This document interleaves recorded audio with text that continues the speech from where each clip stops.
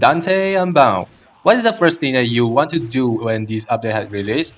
You might want to go farm Dante as well as his weapon, but I was thinking about I need to focus on one thing. That's right, with the Dante Unbound update, Inaros finally received his own reward, and I mean, oh boy, how long did he wait for this? I remember I did make a video about how his reputation was so low in the past where he can't do anything at all except help tanking. Well, don't worry, DE finally heard our comments and they finally reward Inaros. So let's take a look at how is the new Inaros looks like, shall we? So without further ado, let's hop right into it. If you take a look at the abilities, the first thing you can notice immediately is the second ability, Devourer, had been removed, and they didn't put in any new abilities to it. Instead, the Sandstorm shifted from third to the second ability, while the Scarab Armor has split into two, the third being the Scarab Shell and the fourth being the Scarab Swarm. I think this is quite good because consider that we never use Devour at all because of how inconsistent and how low the lifesteal is before that time. So is this really worth it? I think it is, because with the less abilities they have, they managed to rework all the abilities that, especially for the Desiccation and the Sandstorm, all have the high health steal value, where they can immediately regain health so easily that you don't really need to worry about you have health problems anymore. Remember when you have low health and you're struggling to regain health? This is a problem in the past. As for the Scarab Shell, nothing much has changed, except I feel like the health requirement had been reduced, where after I finished getting the Scarab Shell, I feel like my health still have plentiful enough for me to work with. I think it's good because after casting the Scarab Shell, you don't really have much health to work with, but this update seems to manage to rework it very well that you won't be dying too quickly. Oh, and fun thing, Scarab Shell had the innate Scarab Armor augment from before, where you can also resist to one status effect by reducing 5% of the Scarab Armor you have. I think it is good because that also shows that you don't really need to rely on augments anymore. And this also means that the Scarab Armor augment have been reworked that it won't be providing the same effect as before. Instead, it will make your Inaros to cheat death at least once for a 30-second cooldown. But be aware, when you cheat that, it will come with a heavy price that you have a heavy slash proc dealing damage on you. How heavy it is? From the footage here, you can see that even with the full adaptation damage resistance, with the full health and Arcane Guardian for my armors, it's still dealing heavy damage that after everything has been done, I almost run out of health. This also means that this armor could be a double-edged sword. Yes, it can save you at least once, but it can cost at a heavy price.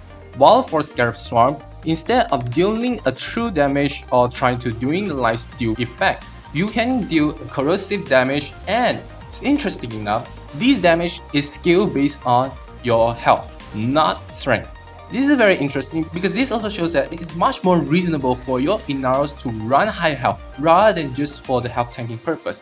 Instead, it has other uses as well. And not only that, if enemies was killed under the effect of Scarab Swarm, it will spawn a Swarm Kavak where it can also help in spreading this effect to other enemies. I found that this Swarm Kavak is just mostly focused on spreading the Scarab Swarm effect, and yeah, it can do damage. But how much is the damage? I have no idea.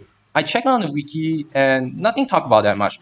And how about the passive? Oh boy. Remember in the past when your Inaros die, you can only wait inside the tomb to resurrect by yourself, which is somehow very helpless? Not anymore for this time, because when you die in this update, your Inaros would come out and help to revive himself by punching the enemies. And I found that it doesn't really need to kill the enemies. As long as you can deal enough damage on them, then you can just resurrect by yourself. This is very useful because it seems that Inaros can finally become the eternal god of the sand. And because of this, from all the abilities we looked through, it is possible for us to run a real offensive build for Inaros. Like for my case here, I have two builds. One being for the Sandstorm build, where with the augment, you can manage to make your Sandstorm to do enough damage. One thing to note is that I haven't tried Inaros before with the Sandstorm build, so I'm not even sure that whether is the Sandstorm dealing damage just the way before or did they just bug. Tell me in the comments to see that am I true or wrong. By the way, because of this also means that Sandstorm is much capable of dealing crowd damage effectively, and I just love this build. But if you don't want Sandstorm, how about the Swarm? That's right, With the Desiccation Curse augment, we can manage to spawn a Swarm Cavite if you finishing Q an enemy under the Desiccation effect, which makes you much easier to spread the Scarab Swarm effect. Because of this, it is much fun to try this build, but based on what I had tried, rather than call it as a Swarm Cavite build, it's more like a finishing build. Not really that much. And so, there you have it.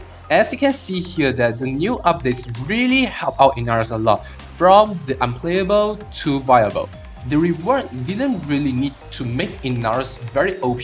Instead, as long as Inaros has its own niche, then I don't really think that it must be very powerful just like how Gauss, how Titania, how Garuda did. I don't need to, because this is what makes Inaros unique, right? Health tanking, but it can also do what the God Ascent can do. You have finally been reborn from the sand, Inaros. If this is your first time watching, why not leave a like and subscribe to my channel so that you won't miss out any newest contents from me. Why not leave your comments down below if you got any ideas or thoughts you want to share with all of us. And that's it from me, and as always, I will see you all next time. Bye bye!